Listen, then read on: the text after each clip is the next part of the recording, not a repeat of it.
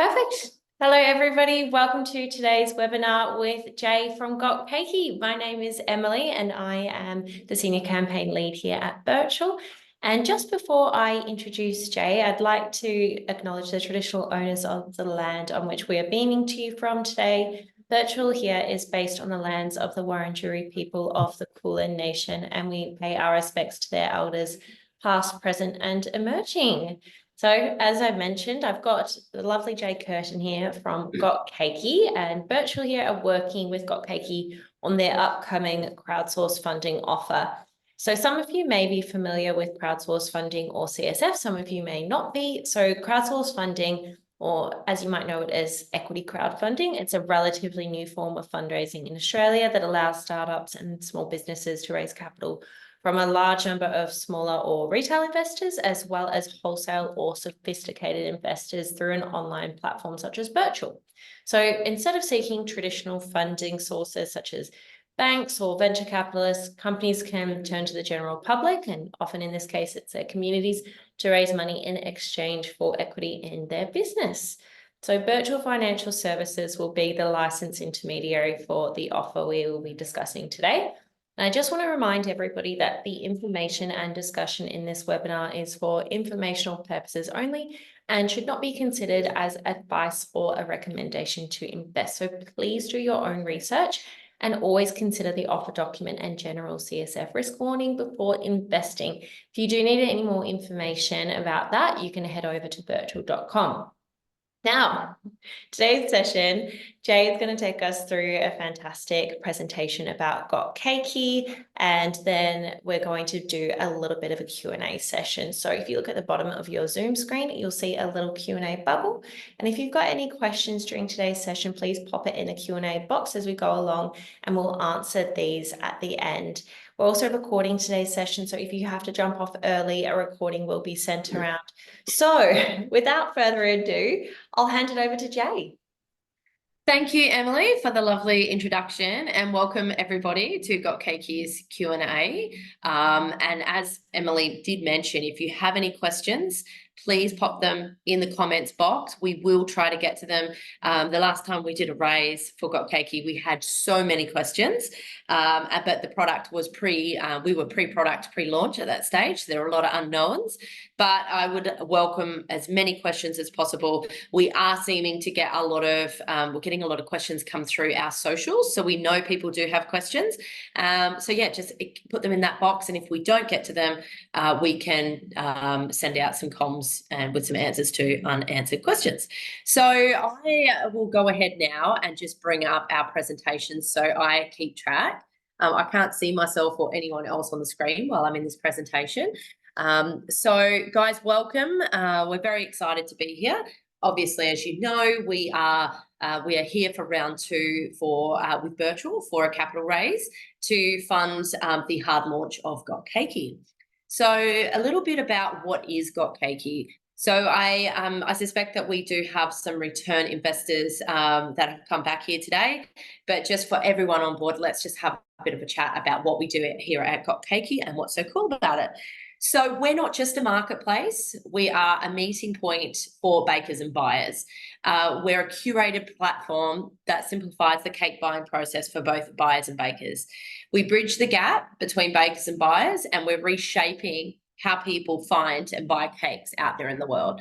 So one of the things, some interesting information that we got from our last raise, and we're seeing the same pattern again with this raise, is we have a very high number of female investors coming through with this investment opportunity. And it actually makes sense why we do. So when I speak to Tigger around cake ordering, she tells me that 98% of orders that have come through to her over the last 6 or 7 years have mostly been from females. So whether it's the wife, the mum, the so on.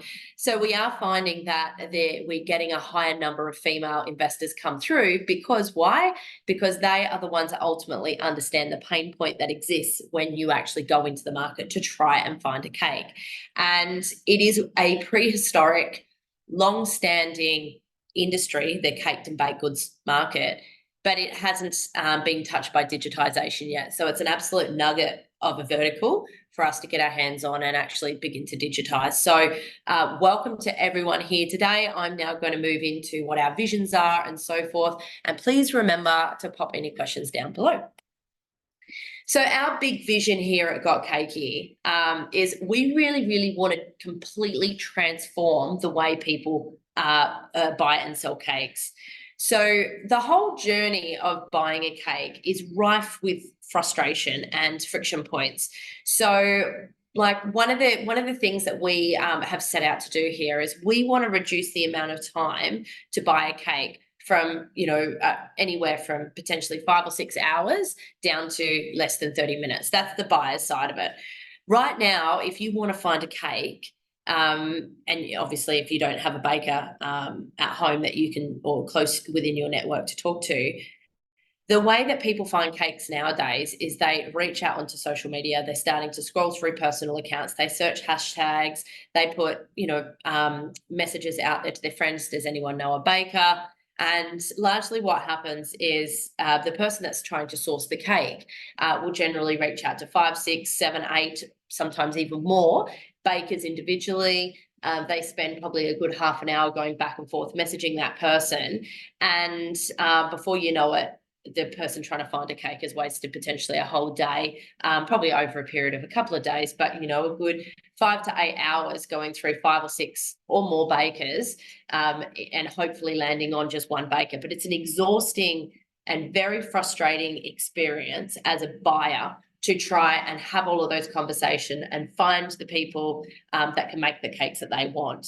On the baker's side of it, it's also very frustrating because, as I just spoke about the buyer's side, so if Emily, you want to buy a cake and you reach out to 6, 7 or 8 different people individually, you're doing a lot of heavy lifting there by reaching out individually. But just think about it now for a second from the baker's point of view.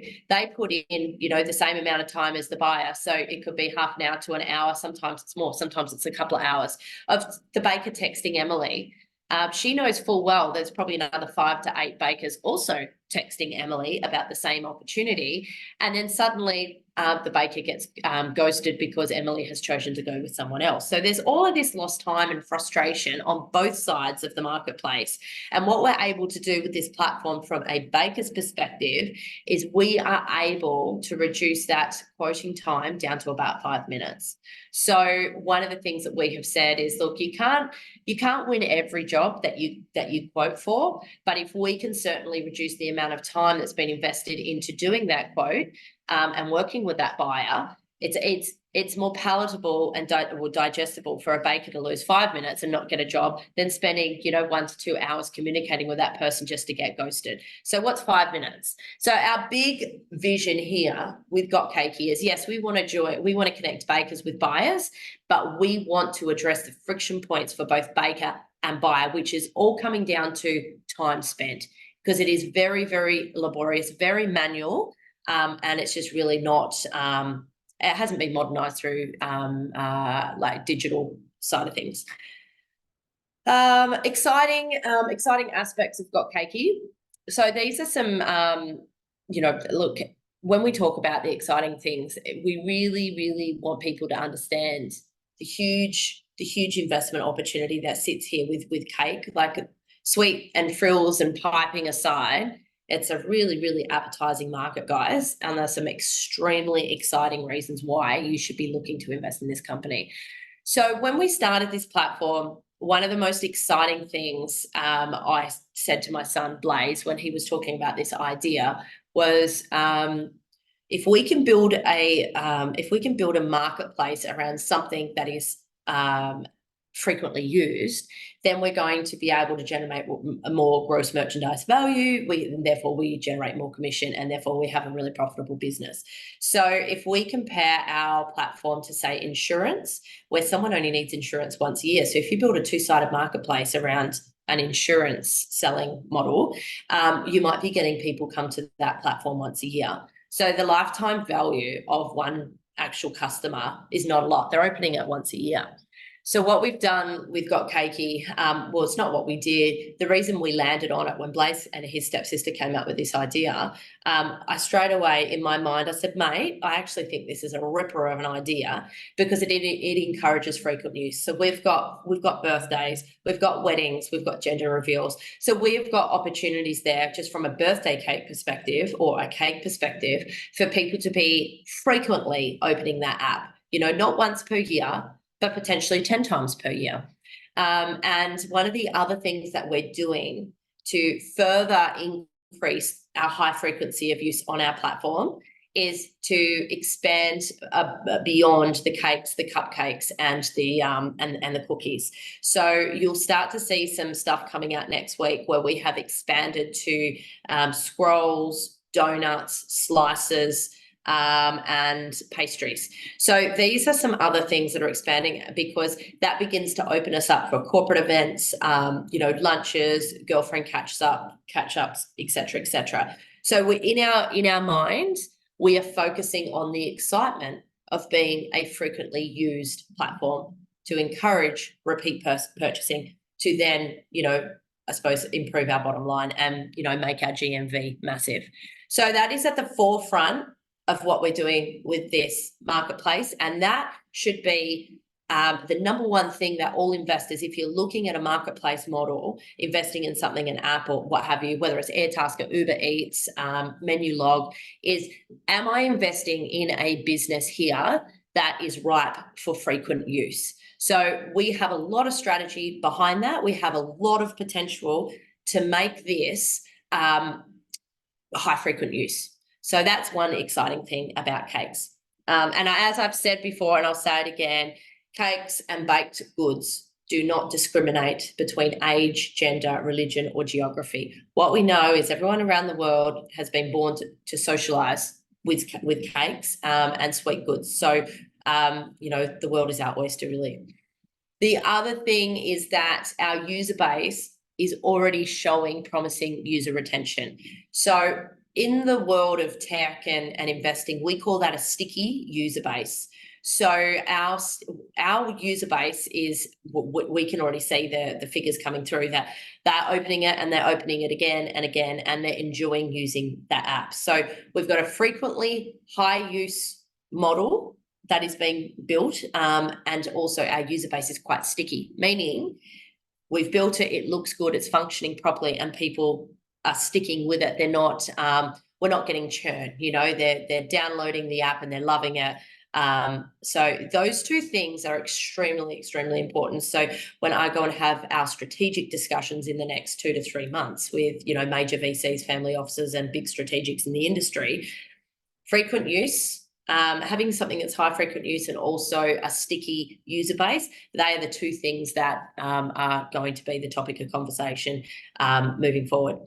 Also the baked goods industry, so cakes and, all the other bits and bobs that go with it, for the past 5 years has showed impressive growth. There is so much information, ASMR, also, really creative visuals being put through TikTok and all the social media channels. So it is, as a result, this particular industry is enjoying lovely capital growth year on year, and is, it's trending. So it really, like, we're here in Melbourne at the moment and we're filming so much content, and the content that we're filming right now, we know even organically, without putting any spend behind this future content we're going to release, we know that organically it's going to go really well, because just that whole area in the social world is going really well.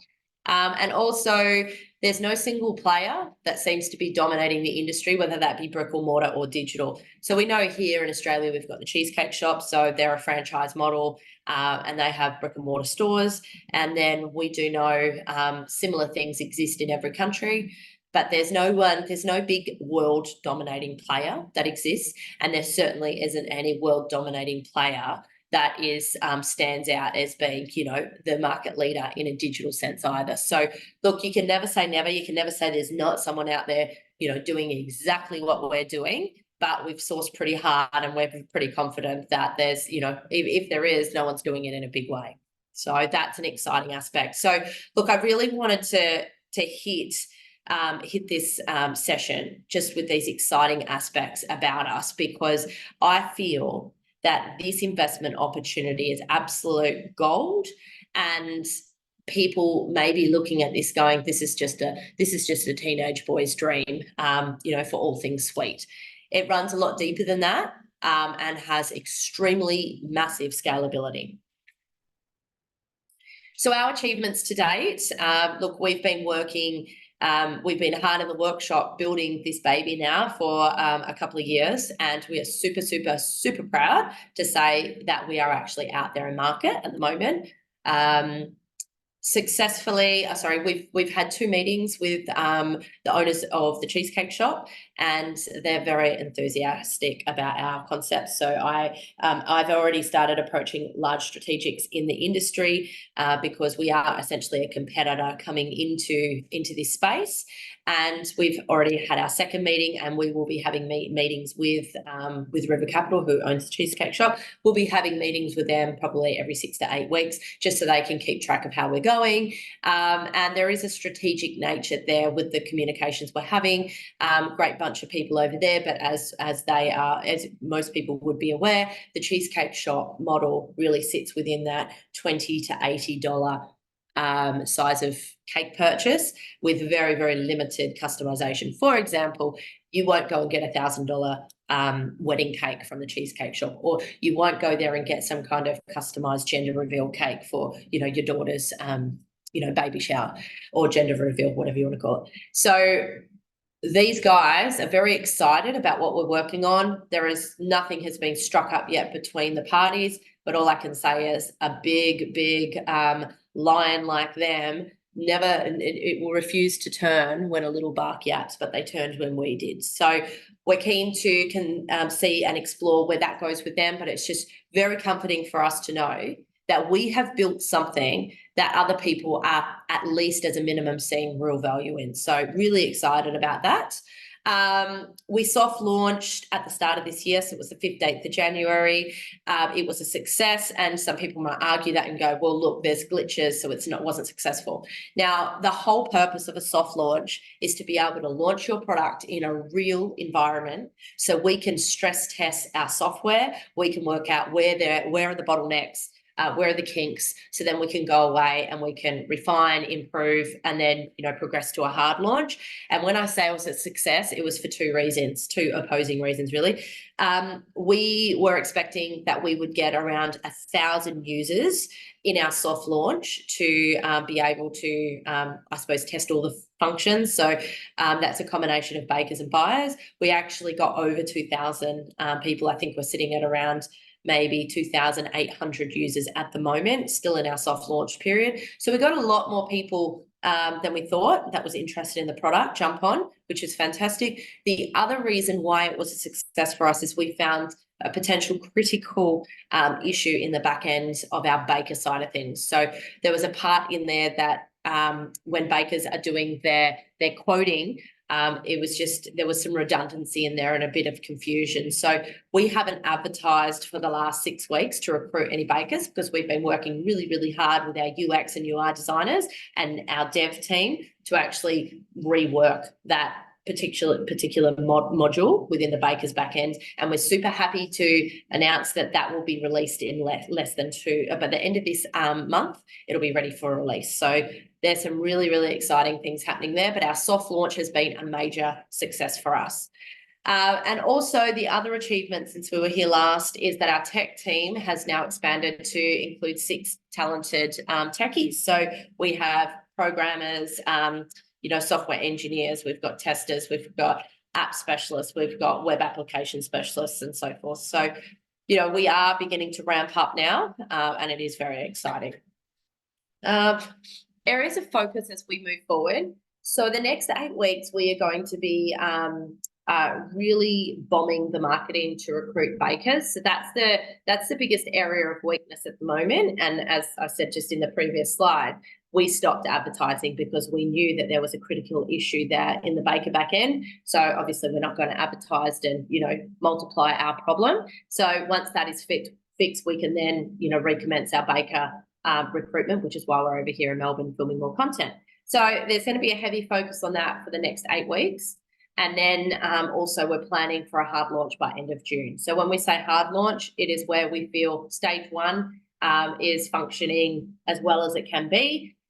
We launch that, we put more money behind advertising and, have some, openings and what have you, and then begin to do stage 2 come July. So that's when we start developing that. And also expanding our presence to the UK by the end of this year. So we're already very, very serious about our plans to take our first sale in the UK by the end of the year. And we're already looking at, we've already got somebody pinpointed to bring onto our board that has successfully expanded into the UK elsewhere and also exited her company. So really looking forward to bringing on that strategic advice right at the top of our tree at that board level to ensure that the plans we are making right now to enter that UK market are as well-oiled as they possibly can be. So that's the areas of focus moving forward. I could say a lot more things here, but I think it's, reasonably what we could do between now and the end of this year. What you're seeing here on the screen is, is our core area of focus. I think, Jay, your deck has fallen off. You might need to share your screen. Oh, has it? Okay. Has that not even been up the whole time? So just press share screen down the bottom. Oh. Well, how sad was that?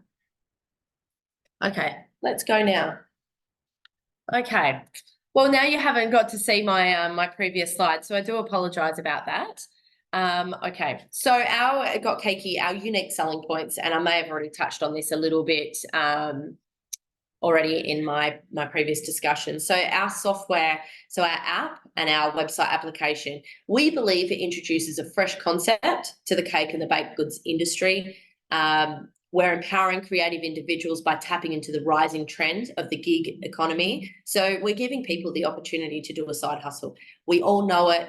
I mean, the cost of living nowadays is absolutely through the roof, and we've got some talented individuals out there that can, bake some amazing, cakes, cheesecakes, and other baked goods.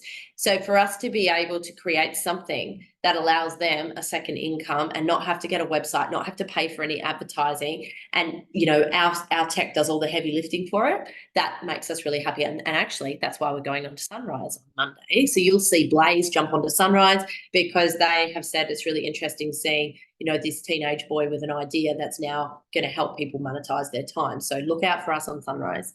Also, beyond cakes, our platform includes various baked goods, ensuring higher platform usage and potential gross merchandise value, expansion.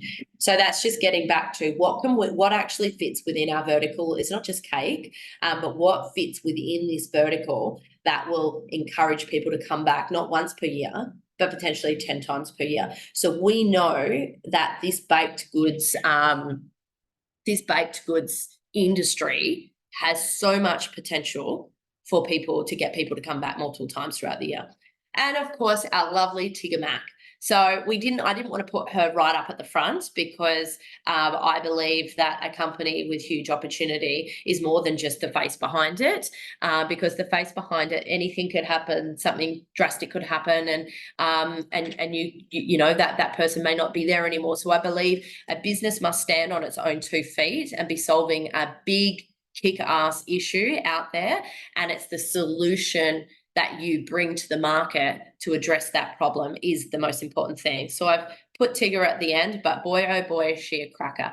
So we have got Australia's most exciting, most followed cake influencer on board, and she will be the largest shareholder of our company within the next 2 years. She's on a contract with us that releases shares every year for 4 years. So Tigger absolutely loves what we're bringing to market. She says it serves a huge hole that exists there, and she said if this app had have existed back when she was baking, birthday cakes and wedding cakes, it would have been so helpful for her. So she's getting behind this. She sits more on in the content space now, but she's getting behind this because she knows how much value this is going to bring to the market for both bakers and buyers. But having her on board, guys, is like a secret weapon. Right. So now my computer doesn't want to go. Here we go. So why invest in Got Cakey? So if we haven't already convinced you, here's a few reasons to invest in us. So the cake and the baked goods market offers ample room for a marketplace category competitor like us. So if we can't say off the top of our head, like we know food delivery, it's Uber Eats, it's Menulog. If no one can pick somebody right now, there's no one big in this industry. There's nobody there flexing any muscle except us at the moment that we're aware of. So that's really exciting. And also the fact that, someone like the Cheesecake Shop enterprise is talking with us, and they actually said the world is ready for what you've made. And when you launch, they will eat it up. The world will eat it up. So we know we're ready. We don't have a lot of competition there like us. So that's exciting. With a mature and established market, our long-term prospects are secure. So this is an industry, if we look at Bitcoin, I know in the early days, people were like, I don't actually know what Bitcoin is. I can't touch it. I can't actually explain it. So I'll just stay away from it. It's the fear of the unknown. And maybe it might disappear overnight. So the cake industry is definitely not that. The cake industry is not going away anytime soon. It's got considerable growth. So it's if you're a first-time investor, it is a relatively safe market for you to, dip your toe in. The industry's pain points present a significant opportunity for a digital marketplace like ours, which, going back to the start of the meeting, was we have, bakers and buyers both investing a lot of unnecessary time and frustration into trying to find that baked good of their dreams. We're also early revenue. So, we've been able to launch a product in market. We've done a very small amount of sales, which is exactly what we wanted to do in this early soft launch stage. So for us to be able to have nearly 3,000 users already in a soft launch, we're doing a cake sale every day while we're in soft launch and not even advertising for more bakers.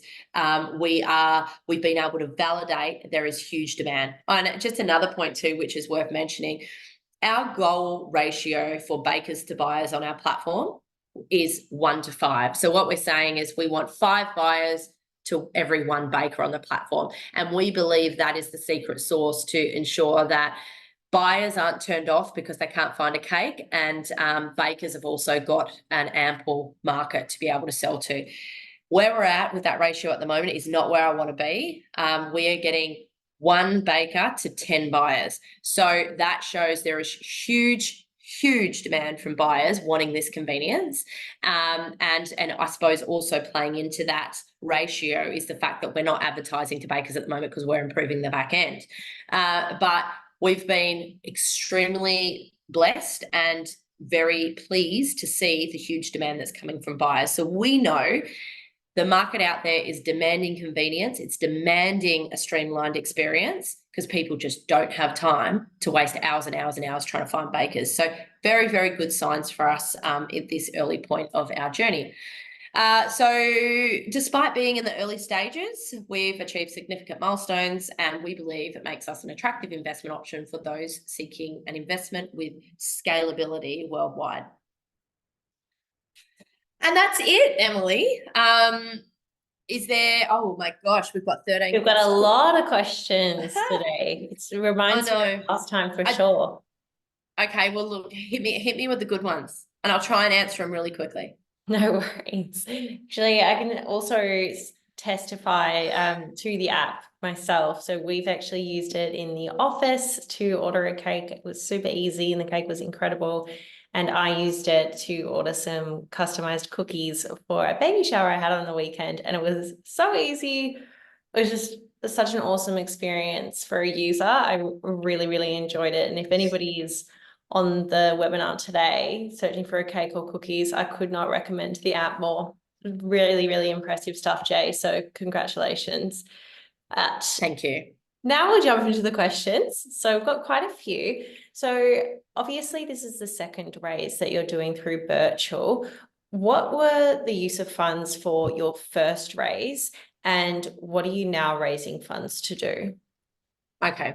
So I suppose it's like the same with any business, there's always going to be a burn. So a burn a lot of people get embarrassed talking about it, but I love talking about it. I love talking about my burn, and I love talking about my 0 day. 0 day means the day that you're going to run out of money. So I get this question a lot from retail investors or people that haven't invested in startups before. So when we start a company, before we even launch a product, we have to design the product, and then we have to build the product. So to give you an idea, the design aspect, so that's UX and UI, the design aspect of our app cost us approximately $80,000. So just to design how it was going to look, that's the user interface. And the journey, when the buyer clicks this button, they go there. So the journey and then how it's going to look. So when Emily just said, I used the app and it was great, that's your UX and UI at play. So that was about $80,000. We've then had to build the tech. So then once you do the UX and UI, all of those files and specs, they all go over to a tech team, and the tech team builds that out. So we've ended up, it's cost us about probably $60,000 to be able to build that as well. So that is just UX and UI, and that is not to mention any of the salaries, any of the social media, and huge advertising costs that we had. So our advertising, we had an agency on board. They're no longer with us because I feel we found a far more effective way to manage it. Just to have an agency on board with us previously, it was $20,000 a month for an agency to establish all of our TikToks, all of our social media, Instagram and Facebook, and all of our EDMs. So that was $20,000 a month, not to mention if we're going to be putting $20,000 a month into advertising on top of the cost of the agency. So we have got that. We have got huge content shoots and so on. So our burn rate, and I mean, when you're starting a business, you have to raise money, because how are you going to pay all these people to build your app? And this is where people say, you can have the best idea in the world, but if you don't have the capital to get you going, then your idea is worth nothing. So we're just so blessed that we got Tigamac on board and we were able to raise money. We currently have about $230,000 in the bank right now. So we haven't used all that money. But the reason that we are running another capital raise is we know we will run out of money in another 4 months. And the reason we know that is because we know what our burn is. So our burn rate is the difference between what's coming in and what's going out of the account. So we are not a profitable company, and we are likely not going to be a profitable company for a few years. And if you go back and do any research for any tech company, whether that be Facebook, whether that be Etsy, Uber Eats, these companies do not become profitable for quite a long time. So we have the chicken before the egg situation. So we say, all right, we're not, if we're just making 15% on every sale that comes through this platform. So let's say that we do $20,000 in revenue for a month on soft launch, and we make 15%. So that makes, we make $3,000. So that's the $3,000 revenue that we make, because we take 15% of, the $20,000 worth of sales. So how does a company survive on $3,000 a month?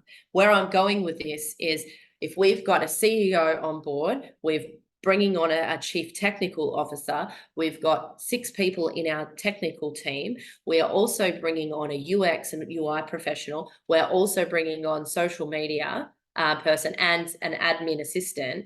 You can understand that all of those things have a massive monthly cost. So it is my job as CEO to ensure the company is aware of what we need to be able to grow and get to the next step in terms of resources, human and also advertising, and then understand the cost of those and go, all right, well, that works out to be 55,000. So our burn rate at the moment for what we have is 55,000 a month. So if we raise 550 grand, that's going to give us 10 months of runway until we reach our 0 day. So the reality is, a venture like this, or in the tech industry, is we do not become profitable until we hit huge economies of scale. And I can tell you that for us to get into the black and become a profitable company, we need to sell 2,225 cakes a month. Now, I mean, we're hopeful that we're going to be hitting that by the end of this year, but you can never say, that's going to happen. So the point I'm trying to make here is that companies like ours, it's really hard. You do a raise and Birchal will say, hey, what are your use of funds going to be? What are you going to spend the money on? And you're just like, Well, we just need to pay for the people to keep this company running. So essentially, you're paying for bums on seats. You're paying for advertising, and investors might go, "Oh, I don't want to invest in a company where my money is going to advertising." Unfortunately, when that's what the funds need to be used for when you have a business like this. The opposite thing is, I could say to you all right now, okay, well, we won't get all those people. We won't have a tech team.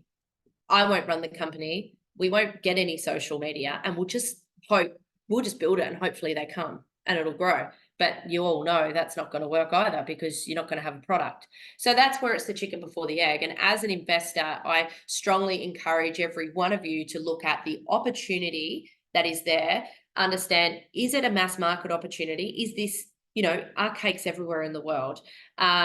Is there a huge marketplace opportunity? Does it look good? Do we have a relatively good first mover market advantage here? And if after you ask yourself all of those questions, you go, well, I believe if I was to back this company, the way that they're going to use these funds to be able to fuel the team that they need to get high growth, it's only a matter of time. So to answer your question, the money will go into funding our team to build stage 2, UX and UI, developing stage 2, which is the techies in our tech team, and then huge advertising. Awesome. Thanks, Jay. That was really in-depth and really helpful. So obviously the platform is in a soft launch stage at the moment, but you're expanding verticals. Can you shed a little bit more light on that? No, we're not expanding verticals. Okay. And people probably say that like they loosely interchange it. So you've got a horizontal and a vertical market. So a horizontal market would be like saying Facebook Marketplace or Gumtree or nothing else is coming to mind at the moment. eBay. eBay is a horizontal marketplace where it doesn't specialize in just gardening equipment. It specializes across every single market that you can think of, and therefore that their tech is not set up to, for example, someone can sell a cake on eBay if they want to, but the journey and the UX and the UI is not specifically set up for that. So someone like, let's look at Airbnb. Airbnb is a vertical marketplace because it only deals in accommodation, whereas eBay is a horizontal.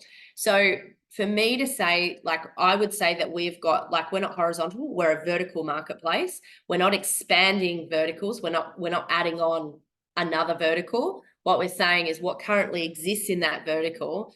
If you look at and research the global market cap for the cake industry, you will see that cake industry it already includes those other baked goods. So if you're in New York City and you want to go to Magnolia Bakery, like they did in Sex and the City, you will see it's not just birthday cakes that sit in there. It's not just wedding cakes. There's scrolls, there's donuts, there's muffins. So we're not expanding vertical, but we are now beginning to bring on other options that sit within that vertical. Because one, we're getting demand for it, and two, it just makes absolutely complete sense for us to do that, because it makes our platform more frequent use.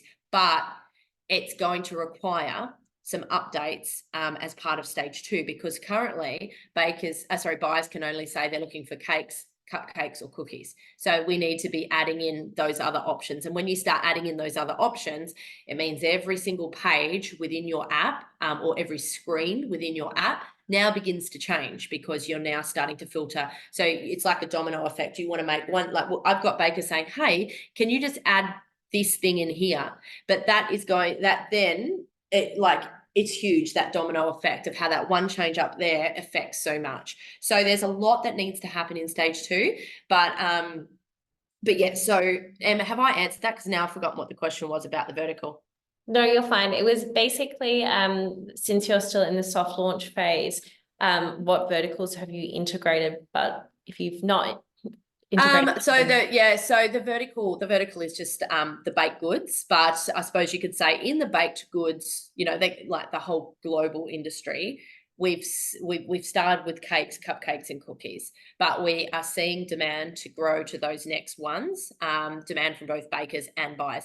To give you an idea, I had to put about, I don't know, 10 requests on the platform on Monday night, and because we just did a photo shoot here in Melbourne, and so we needed 10 orders, like 10 cakes, or like, 6 cakes and some cupcakes and this and that. So we put that out there, and though all of those orders were filled by the next morning. So we had so many bids and so many offers come through from bakers to fill those orders. We filled them all. And then we've been asked to go on Sunrise on Monday, and they want to see the breadth of what we've created. So they're getting a 3D cake, they're getting cinnamon scrolls, they're getting loaded cookies, like from Bookie, but it's not Bookie, loaded cookies, they're getting Australian shortbread biscuits. And then I was like, oh my God. So obviously I've talked to a baker and she's like, yeah, I'll come on Sunrise with you and I'll make you these scrolls. But then I realized there was no way that I could actually list them. I couldn't put a request out there because I obviously want to put every sale through the app. And I was like, oh, I have no button for scrolls. I have no button for, I was like, so I had to call them cookies. So I had to put this request out there and said, hey, there's a cookie request floating around. And then in the description, I'm like, sorry, guys, this is not a request for cookies. This is a request for scrolls. So that's sort of where I'm getting at is our platform, whilst it's established for those 3 items, we just need to do some modifications, and that will come in stage 2. And the other thing, okay, what would be an example of a complete change of category? So to this lady or man that's asked the vertical question, is we had a brainstorming session 4 weeks ago, and I know some of you will roll around on the ground laughing because this is going to sound bonkers. So we are Got Cakey, but we are now looking to go and secure, it's probably already done, Pet Cakey. Now, I know it sounds silly. I would never buy my dog a cake, but I can't tell you how many people have come to us saying, hey, do you sell pet cakes? And I'm like, no, we do not. So we've got people, we had somebody do wanting a gender reveal cake for their human baby. And they asked for it to be a cake that was edible for a dog. And that was because they wanted to give their dogs the cake to eat to reveal the gender of the baby to everyone at the party. So what is someone's ick is someone else's wow out there. So that would be an example of bringing on an additional vertical, in my opinion. Yeah, that's awesome. I know my sister every year for her dog's birthdays buys them dog cakes. So I've never heard of it. Well, yeah, I mean, I've got a cat, so can't imagine her getting her an edible cake for her birthday, but don't yuck someone's yum, as you say. Yeah, exactly. Yeah. So I know that you've not been launched for a long time, but is there any information around repeat buy rate for users? Right now, our admin panel, so this is probably going to sound stupid as well, is when I want to go and buy a car, I assume it's going to have 4 wheels and a steering wheel and a gear stick. And then when I get the car and I get in it and there's no steering wheel, and then I say, where's my steering wheel? They'll say, but you didn't ask for one. So going into this whole experience, there's some things I just thought were a given and just thought would get developed by the tech guys.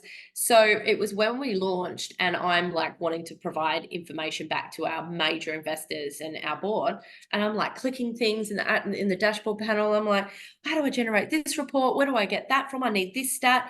And so I'm like emailing the tech guys going, what is this? And they're like, that wasn't in the spec. And I'm like, what do you mean it wasn't in the spec? I need that stat. I need to be reporting on these things. I want to go back and annoy the hell out of the Cheesecake Shop every 6 to 8 weeks going, hey, remember us? Hey, our churn rate is this and our, GMV is that. And I'm like, what do you mean? That's like building a car without a steering wheel because I didn't specifically ask for one.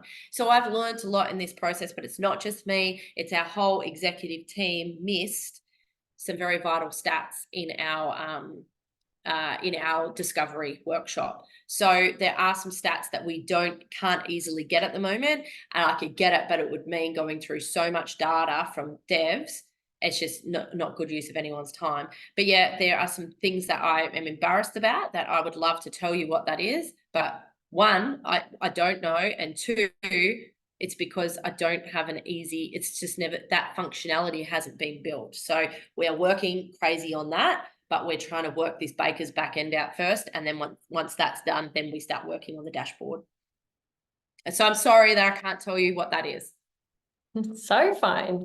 So how do you avoid people leaving the platform and going directly to a baker for a repeat buy? That is a huge, it's a huge problem for every two-sided marketplace. Uber Eats, it's just like me last night, and I'm like, kids, what do you want to do? Do you want Uber Eats, or do you want to go somewhere? So like, we can go somewhere or we can order it in. And you know, these apps are always doing funky things to try and get people to be, you know, generating income out of them on a monthly basis. By, you know, like Uber Eats, become Uber Eats one for $10 a month, and I'm like, no, I'm not doing that. So as builders of a marketplace, it's our job to try and create so much value on both sides, so for buyers and bakers, so that they have no reason to do things off the platform. So one, we need to make sure that we're solving a big enough issue. So let's say, so with cakes, right? I'm trying to get a cake for Sunrise, and I am working with a lady who's she's gone in a different direction now, which I'm really stoked about. But if I need a 3D fondant cake, but my baker down the road is a buttercream specialist and she doesn't work with fondant, really all I'm going to get from her, you know, like, I'm limited. So getting back to the question, what we've had to do is, one, we know that there's frustrations on both sides. We know that the app is fun to use, it is pleasurable, and cuts out a lot of the work. Now, let's say that they use our app the first time and become friends with the baker because she's, you know, only 10 Ks away from them, and she says, just come to me next time. We look at our fee structure. So we charge a 7.5% fee to both baker and buyer. And what we're finding is, you know, if we were to charge all the fee to one person, it may be too much for them to stomach. So we've split that fee so it's like, it's digestible, it's palatable to them, it's not offensive. So the fee is only 7.5% to both people. And we may end up, once we have more data, we may end up increasing that fee to 10% to the buyer and 5% to the baker. Depending, it's, you know, one of those things we've got to gauge to see at what point we're going to get drop off, but we need to keep everyone happy. The other thing about the platform is that for people to do business between each other, they can't use things like Afterpay, you know, and our platform takes away that awkward conversation around, when are you going to pay for this cake? I want you to pay all for it all up now, even though your party's not for 3 weeks. I need 50%. So this platform works well, cuts out any, you know, severe conversations between both parties. We believe that the fee is sitting quite palatable compared to, say, Uber Eats, which is like extortionary.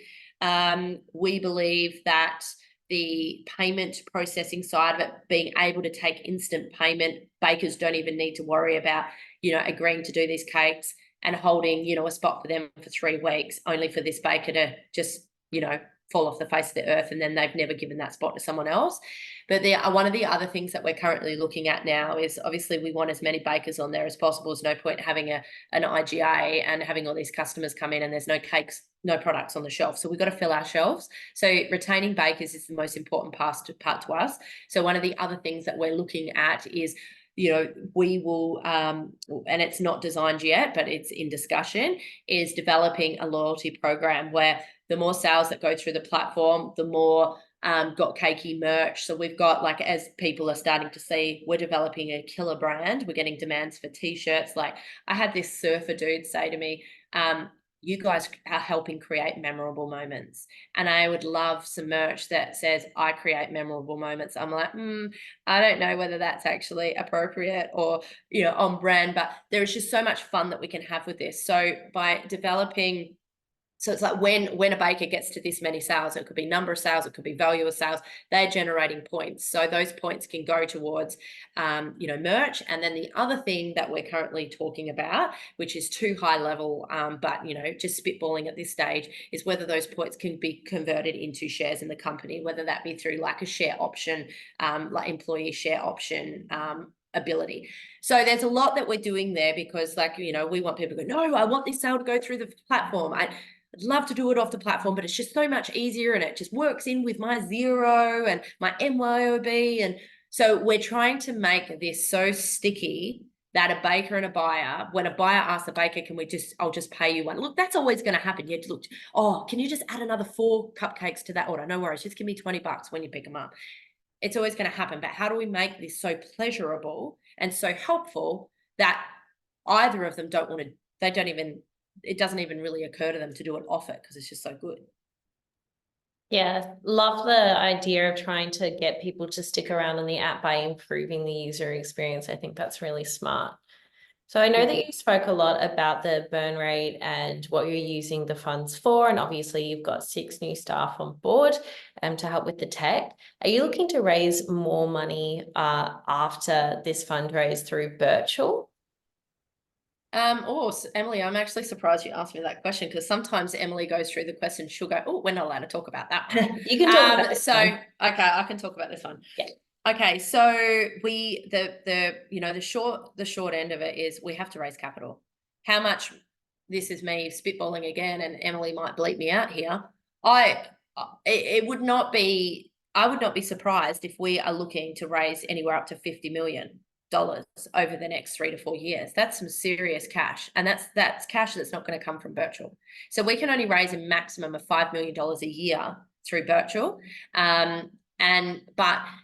if we're raising huge amounts, like, if we're going to say over the next 3 to 4 years we've raised 50 mil, and that could be over 3 or 4 raises, that's some serious cash that's got to come. And generally, the only reason you raise that much is because your valuation's climbing, because you're just kicking goals after goals after goals. And when you start getting into that, there's people out there that want to acquire you. There's people there going, oh, who is this annoying little thing creating all this value over there? Get me on the phone to them. I want a meeting with them. I'm going out to lunch with the CEO because I want to keep tabs on them. So that's where we start to, and this is why talking about a frequently high use platform, making us, whether that's bloody scrolls or donuts, it's making us so frequently used that people come back. So I'll be going to big strategics saying, this is our customer lifetime value is X. They're opening the app this many times. Our GMV is growing by this much, and they don't really give a shit. Or they don't care about what it is we're selling. At the end of the day, those investors care about those stats, and they'll go, because like you look at Etsy, right? Etsy was completely overlooked, and so Etsy, no one really wanted to touch them. So these big, you just have to Google who missed out on Etsy, and you see these people that overlooked it. They were told about this little startup that started in America, and they were like doing a 2-sided marketplace like us for handcraft goods. And so many people said, pass. Oh, that's nothing. It's a $600 billion industry, but all these men, they passed on it going, I'm not interested in handcrafts. That'll never work. Now, those investors came on at 5 cents a share, and those shares are now $89 a share. So we are nowhere near that as a marketplace. We're only 10% the size of that. Like, we're dwarfed. We're a $60 billion marketplace, not $600 billion. But what it screams for us is, and we might fall flat on our face. We might not be able to do this. I think we can, but what we've got to look at here is, if we do want to expand, so let's say that we do our first sale in the UK, how are we going to advertise without cash? So, if you think about it, by the time that we get a CTO on board and everything, our burn will probably grow to $100,000 a month. And then you've got $100,000 a month in social media advertising. So there's $200,000 a month. You times that by 12 months, there's 2.4 million. So how are we going to survive unless we got $2.4 million of cash in the bank? And then you add to that, now we're going into the UK. So those costs just get bigger and bigger, and that is why we need to raise more money. And a lot of people go, I can't tell you how many times I've had people say, I'm not investing in you next round. It breaks my heart, but then I know what they're going to say. They say, because I've already invested $500 in you last round and I haven't seen any return on my money. And I'm like, it's going to take, 4 or 5 years before big things happen. But if you're looking at coming on in a company, like when we talk to our big strategics, we're like, what are you prepared to invest in us over the next 3 to 4 years? And how are you going to spread that out over potentially 3 rounds? So if you're looking to back this company and you see the huge potential that exists with us, it's not about investing once. and forgetting about us. It's saying, I believe in this company. I want to be a part of something sensational. This company is going to need money for the next 3 to 4 years to grow. I've got $2,000 here that I would love to commit. I'm going to do 1,000 now. And if they do another round, I'll come in at 1,000. So we need that follow-on investment because we need money to grow. Yeah, I think that's a really good answer and makes a lot of sense. Sorry, I'm about to sneeze. Sorry, shocking timing. So right now, can you quantify what you mean by early revenue generation? So our early revenue generation at the moment, so we're not attracting our bakers. We're getting approximately, which is not revenue, but to give you an idea of the activity. So at the moment, we're getting about 30 requests a week come through for cakes.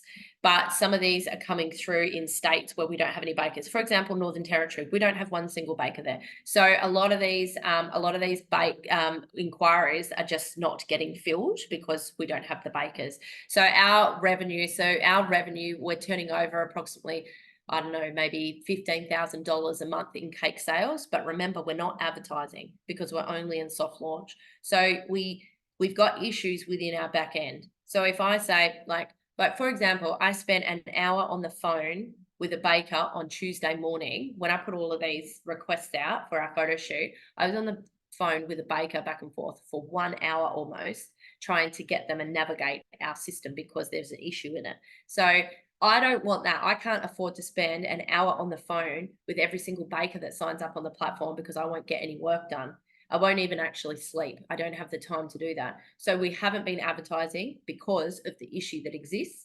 When that closes in 2 weeks, when that gets rolled out, then we begin to advertise, mass market. So right now the revenue is only small. It's actually more than we thought that we were going to get, or more than we actually needed to be able to find the kinks. But hard launch, but at the back end of June, so just call it 30 June. Hard launch is where we start to go, right, this thing now should, stage 1, I know we want to release stage 2, but stage 1 is going as good as it can be. So that is sort of where we're at. So the revenue, if we are getting caught up on revenue, then that is a potentially dangerous, it's a dangerous way to look at a startup like us when we are so early, so new, and in soft launch. So that, just keep that in mind, and potentially just jump on and do some research around, what the most important metrics are to be focusing on for a company in soft launch. To follow on from that, I know that you said there's about 30 orders coming or requests coming through the platform per week. It might even be more, but 30 would be safe. It's good to be conservative. Just keep our expectations online, but basically, of the 2,800 users you've had sign up through the platform, how many of those have actually made a transaction? Don't have that. I don't have that figure yet. No. So we've got approximately 260 bakers on board. Out of those users, we've had 150 bakers rejected and not allowed to come onto the platform. So, and without our dashboard up and running with all of the stats that we need, it's hard for us to be able to know that. I mean, even customer acquisition costs, we can't really work that out yet. It's been very difficult because a lot of our customers have come through these Birchal raises. So how do you tie a cost to your customer acquisition cost? Customer lifetime value, we haven't been running long enough. We've thought like we're going to base our customer lifetime value based on once we know what we get out of them for a 12-month period, knowing that like one of the common things is going to be birthdays. We want to know, did they come back the next year, to at least get a birthday cake for themselves. So a lot of the stats that we that we want to track, we're not going to be able to track for a little while anyway, but that particular one we could be tracking, but we haven't tracked it. Absolutely, fair enough. So at the moment, how does the payment process work? So does the platform take the payment and then pass it on to the baker after they've delivered the goods? Is that how it works? Yeah, so we use Stripe as our payment gateway. And what happens is, so a buyer will put a request out there. She'll say, I'm looking for X cake that does Y. I'm prepared to I want to serve this many people and I'm prepared to pay around this price, puts that out there. The bakers will then, available bakers will then just send them, a price and a opportunity, like an order form. And then once the buyer says, right, okay, I want to go with Emily to bake my cake, we facilitate that transaction thanks to Stripe. We take the money from the buyer, we hold that in escrow, so that sits in another Stripe account that we don't touch, but it's also Stripe. And so let's say it's $200. The $200 sits there in that account, and then when the cake is delivered to the buyer, so they both mark it as complete. And then once that happens, then the money gets instantly just sent straight over. It's all automatic. It just goes straight over to the baker minus her 7.5% fee, which will be retained by Got Cakey. So there has been requests that in the future we look to release 50% of the sale up front for some bakers that might be new to the game and don't have the capital behind them to set up their business, whether that's an option. So right now, anything is an option, but we're still so new. We've kind of got to it's like running ads. You kind of got to let them live and breathe and, grow their wings a little bit before you go changing it, or you'll never get any set data to be able to make informed decisions. So that's how the payment process is handled at this point. Absolutely, fair enough. I think it's a really great model. So we've had a couple of questions around the cheesecake shop partnership, and you might not be able to answer these at this early stage, but do you have an idea of what the partnership will look like, or is it an investment that they're looking at putting forward? They haven't said exactly. I can talk to it because we have talked about some things. With my first meeting with them, I was scared out of my brain because I was like, my mum actually said to me, "You're a bit bold in your email to them, Jay. That's not you. You don't speak like that." And I'm like, "Mum, you got to do something. You got to be bold because otherwise they don't take any notice of you." Week and a half later, I got an email back, and I remember I was standing in the kitchen and I called out to my partner, "Oh my God, babe, oh my God, cheesecake shop. They've just emailed me." So they were like, yeah, they were watching our last raise. And then they said, "We want a meeting this week." I had that meeting. I thought I'd have an hour with them. I got 30 minutes and I just fluffed most of it. I was just so nervous. But the second meeting, in that first meeting, they said to me, because I was like, what do they want out of this? How could we collaborate? How could we work together? And I completely missed what they saw the value in. And what it was is they've said, look, we've owned, because for some of you may not know this, but the whole Cheesecake Shop enterprise, the big company that owns all the franchises, that used to be owned, it was an offshore ownership. So River Capital went and bought them out nearly 3 years ago, and they've bought the Cheesecake Shop model back to Australia. So they've been owning them now for just under 3 years, and from all accounts have had a really good experience. They just said, we knew there were no competitors, there was no one in the industry. We thought, we could make, they've had investments in KFC and all of that. So they said, look, it just made sense for us to buy it. Now, obviously everything's going quite well for them, and they're at that point now. They just said, look, we are at the point where we know the industry, we know it well, and we're looking to make investments along the rest of the supply chain. So we're in their supply chain. They said to me, I was a bit bold when I said this, they said, "We don't think your app is going to take away our buyers, but we think that your app is a doorway to a point of the market we can't corner.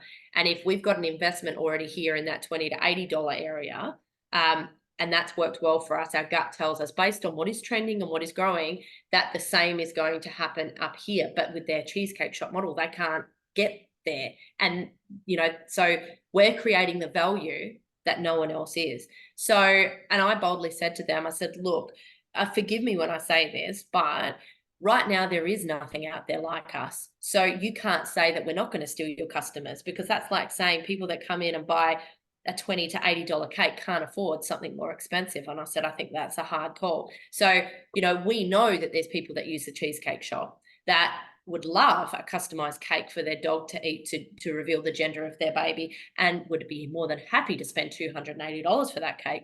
But getting to that cake right now is too hard. It's just too fragmented. So we'll just settle with something from the Cheesecake Shop. So I very politely said to them that, whilst I take on board what you say, you also can't discount it. So we're at a point in the market where clearly people are spending that money. Like the average cost of our cake was $199. So that's a stat that luckily we are able to talk about. So, you know, that was very interesting. They were very interested to hear in our second meeting what the average cost of a cake was going through the platform for. And when I said $190, they were like, we're impressed. So it sort of confirms to them there is a market at that higher end.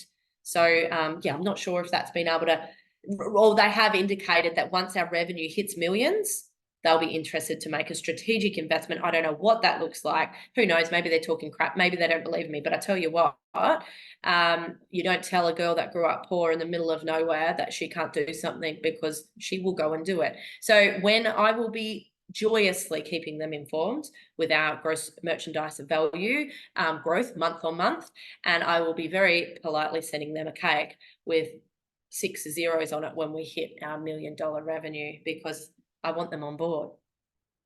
This is brilliant.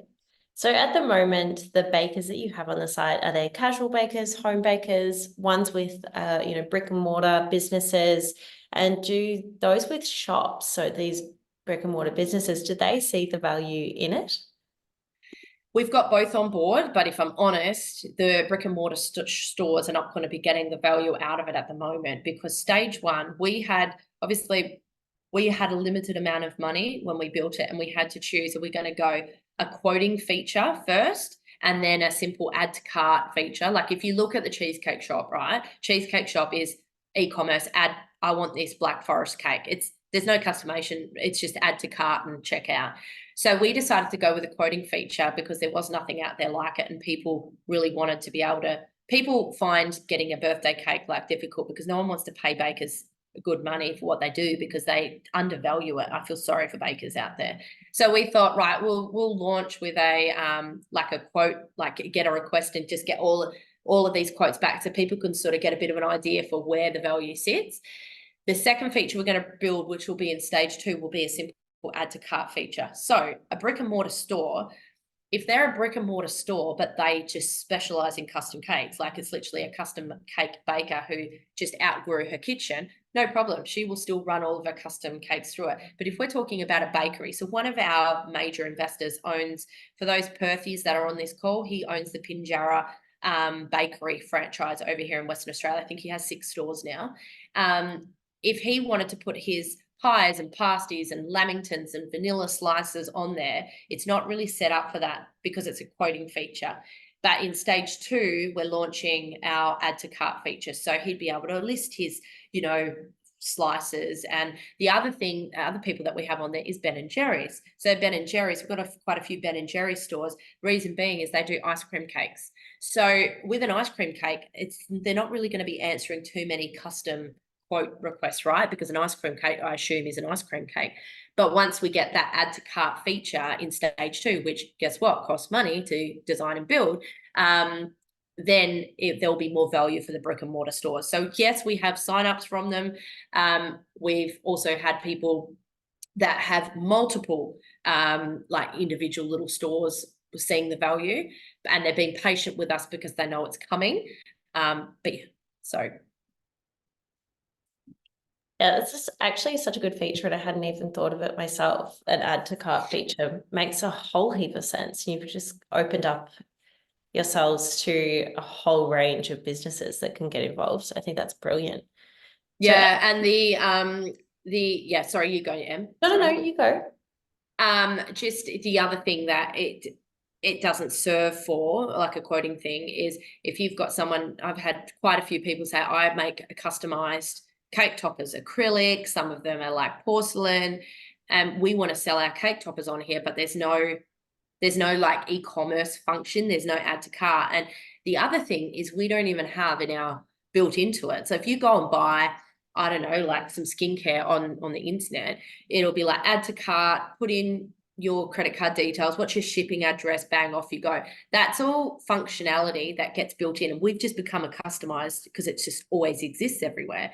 We don't have that because you don't post a cake in the mail, right? So even if someone somehow bastardized our system and, you know, like painfully got through and listed, you know, a cake topper, not that I know how they do it, but let's say that they did, there's no functionality to be able to send it in the mail because we haven't built it, because we don't send cakes. So so these are all new features. The other thing that, like another issue, like I bought a car assuming it had 4 wheels, but it actually came to me with only 3, because I said to the devs,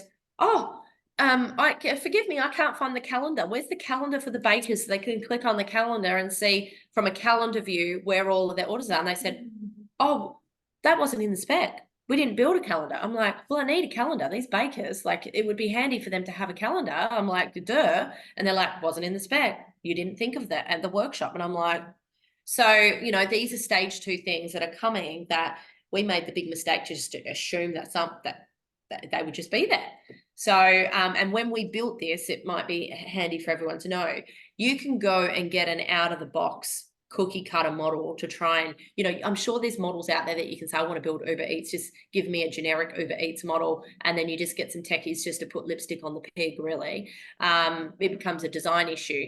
We built ours with a blank canvas. So every single little bit of code was customized to build this from the ground up. So that, I just assumed that, well, of course it would come with a calendar. Of course this would come with all the stats that, a 2-sided marketplace would love to report on. So they've all fallen into stage 2. Awesome.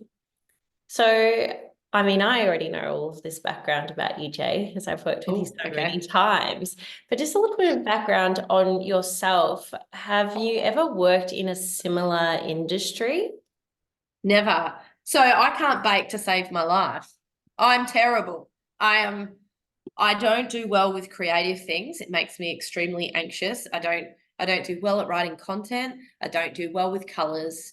I shake, and I just am so entrepreneurial. I don't even like going on to Uber Eats and ordering things, because I'll be like, that's not world changing to me, and I'm not creating. So, yeah, I'm a bit of a different type of. I'm a strange cat, really. But yeah, my kids grew up having a mum that couldn't bake, didn't want to bake, had no time to bake. I just filmed content all day yesterday, and honestly, I didn't even, they had a co-CEO challenge. It was co-CEO against co-CEO. So Blaze and I had 5 minutes to decorate a cake. We had all the tools at our disposal, and you should have seen me. I couldn't spin a cake. I couldn't use one of those scraper things. I can't even get stuff to come out of a piping bag. So I've got no experience whatsoever in the cake industry, but I have so much experience in trying to find a cake urgently because I can't bake them. And the frustration of trying to find a cake was, honestly, it was like, oh my God, this is taking me so long. And I have got this other company, because I've got a honey company as well. So my partner is the largest commercial producer of honey in Western Australia. So his family produce 200 tonne of honey a year. So we obviously sell honey as well. And I'm like, I don't have time to be sitting here for 3 bloody hours Googling things on Instagram, trying to find a cake. And it was just awful. So I have plenty of experience in a frustrated buyer. But that's why we bought on the likes of Tigger Mac, and why we're now starting to engage our baker community. So we had some of our bakers taking part in our movies yesterday to try and, because Blaze is actually opening his doors for business. So as hilarious as that sounds, he's becoming a baker, God help us. And he's announced that he is so inspired by these cakes that he's seen come through his phone, that these deals that are being done, he thinks it's relatively easy. So he now wants in on the action. He's opening his doors, and believe it or not, the kid's got 4 orders already. One's a wedding cake, and he couldn't even decorate the cake in the 5-minute challenge yesterday. So it's going to be interesting, but it's going to make for some amazing advertising. Yeah, it sounds brilliant. I think we've gotten through all of our questions today, Jay, but thank you so much for your time and going so in depth in the business. I know that, I mean, this is the same as last time we held a webinar. Everybody was so enthused, so interested, came with some really interesting questions. So thank you to everybody who contributed. It was much appreciated. We've still got a few more days left until the expression of interest period closes. So if you haven't registered yet, you can do so on the Birchal website, which is birchal.com. And if you have any questions for Jay, please feel free to reach out via the Got Cakey profile. And if you've got any questions about investing, please reach out to Birchal via our help bot, which is in the right-hand corner of the website. So thank you so much, Jay. We're looking forward to your offer. Thank you. Thank you, everyone. I really appreciate it. Have a good day and see you all soon. See you soon.